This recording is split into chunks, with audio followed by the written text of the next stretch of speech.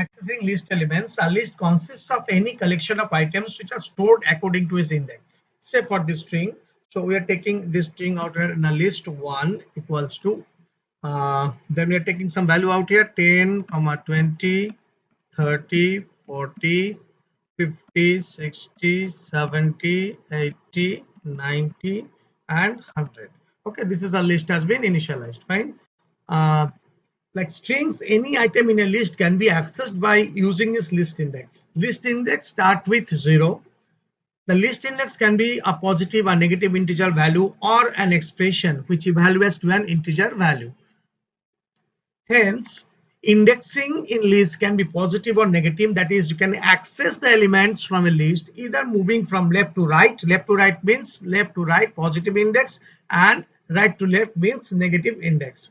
The index of -1 refers to the last item, and then -2, -3, and so on. And the first item will be referred as index 0, 1, 2, 3, and so on. So here it's containing 10 elements. Now what I will do, I will, if I give only list 1, then what will happen? All the elements in the list have been printed. Now simply, if you want to see which element is what, then give list 0. Then what will happen? I'm sorry, I've taken list 1, that's why list 1, then 0 I have to take. Okay, so it has been printed 10, 10. Now what is happening? List 1, then -1. You see what has been printed? 100 has been printed. So this is the first and last element. Similarly, if I am using list 1, then say 6, then see what is happening? 70 has been printed. That means what? 0, 1, 2, 3, 4, 5, 6. Quite right, it is list 1. Then I'm giving 9. You see what has been printed? 100 has been printed because the index starts from 0 as on we are going through. All right, now the thing is that if I'm giving list here list 1, then I'm giving here minus, say, -10. You see out here what has been printed. So what is happening? 10 has been printed.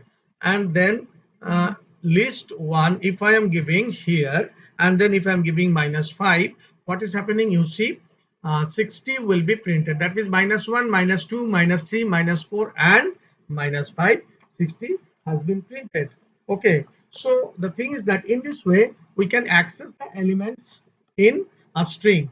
Now the thing is that you consider with another elements, list with another elements. So I'm taking one list 2 out here. I'm taking out here what? Computer. Okay, now say C C O, sorry, I have to give a comma, O M M P, and then U, then T, comma, then E, comma, then R, and then this one is the list 2. Now what is happening? So if you are printing here list 2 in this way, say list 2, then what is happening? It has been printed. Now if I am giving out here list, say 3, you see what will should come out here? 1, 0, 1, 2, 3. P should be the output. Let's see. That is the things, the command is again wrong. Okay, that is the thing. So list list, and then list 1, then 3, then this is the one. So it has been printed 14.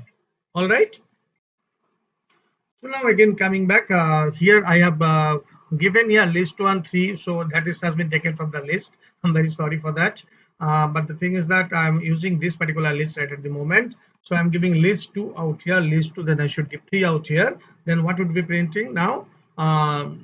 So you see out here list P has been printed, sorry, P has been printed. That means 0, 1, 2, 3. Okay, and then list this one, if I'm giving out your list 2, then say -1, then what will be printing? It is printing R. All right, so in this way the list can be accessed. Okay, the list can be accessed, and you, when you are taking it from the left hand side, it is actually accepting the values from the with the positive index, and when you are taking it from the right hand side, it is accepting the value from the by using the negative index of the things. All right, that is the thing.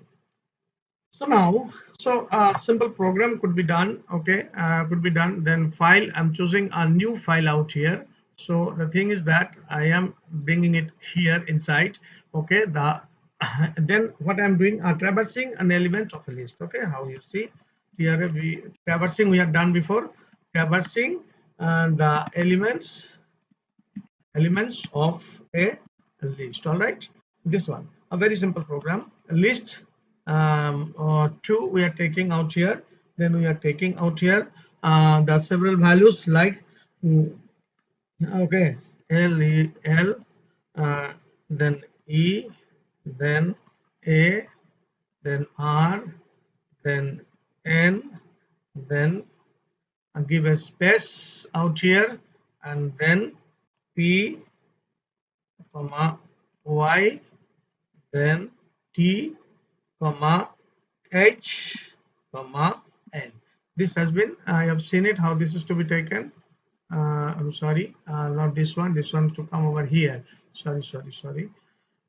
This one learn P, then semicolon, then Y. You be careful with the colors. No, it gives you the indication whether you have committed a mistake or not. Then H, then O, then N. All right. Sorry, N. All right. Now the thing is that learn Python. This is the string has been taken list. Now I am doing it by using the for loop. I'm accessing it for I in list. What list to? Okay, thing I'm doing here print and then choosing out here I. All right, I am giving and I'm giving an I and then comma I'm giving and then executing this particular program. Okay, when I will run the module I have to save it also.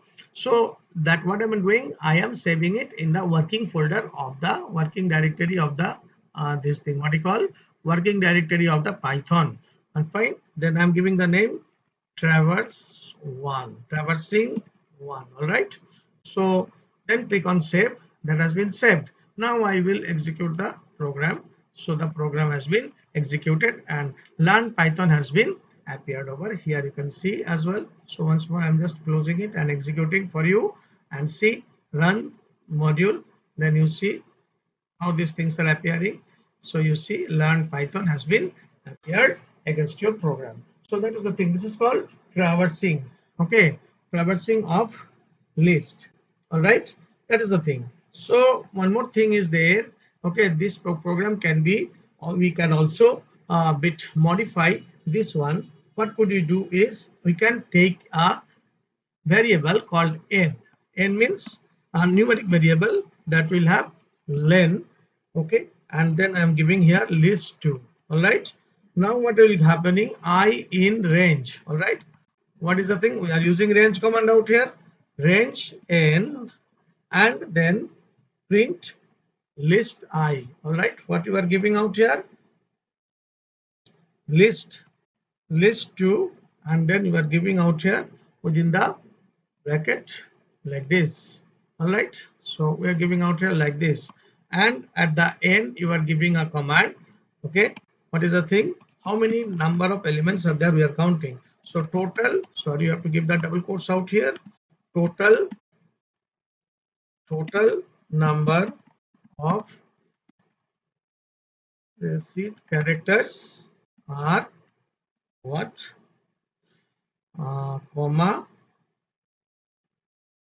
Okay. Now the thing is that this program we are closing out here. We are giving total number of elements. We are just closing this one out here and then print. Then we are giving n. All right. This program just an improvisation of the previous program on traversing. Here, what we are doing with the help of the len function, we are measuring the list of the list elements, measuring how many elements are there in that particular list.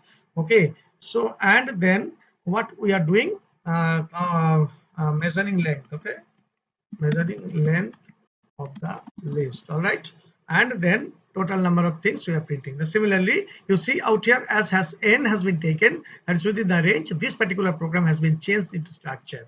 Okay, now the thing is that when we're doing run module and then executing this program and this particular program is appearing the output in this way, learn Python and total number of characters are 12. Okay, let's see, a little bit we'll modify, we'll give a slash in the escape sequence to feed a new line, otherwise it is coming in the same line. How many are there? 1 2 3 4 5 6 7 8 9 10 11 12. So there are altogether 12 elements or 12 characters are there, whatever you say. Then I'm executing this program, and you see how the things have been appearing. So you see out here the traversing has been done, and the total number of characters are 12. Quite rightly it has been said there are 12 characters in this particular string. So this is the way to traverse and to measure the length of the characters, or how many characters are there in a particular list, can be calculated by using the len function. And we can here also apply the range function rather, because we know that range starts from 0 and stops one less. That means whatever be the length, it will start from the 0 and it will stop one less. Fine. So n will have the value 12, and then it will traverse within. Okay, what I'm writing this remark for you: traverse within 0 to 12. That means it will start from 0 and it will stop at 1 less, that is in 11. So quite rightly we will be able to find out what is the number of characters, and that many number of times this particular loop will rotate and will give us the output. All right, that is the thing. So in this way, this traversing we can easily follow via practical implementation, and we can do it very effectively. So these are the things for today. Okay, and you implement practical and try to analyze the output with the help of some other string. Okay, here I've taken line Python, you can take some other string and you can also justify its output as I have done and as I have demonstrated you. Thank you.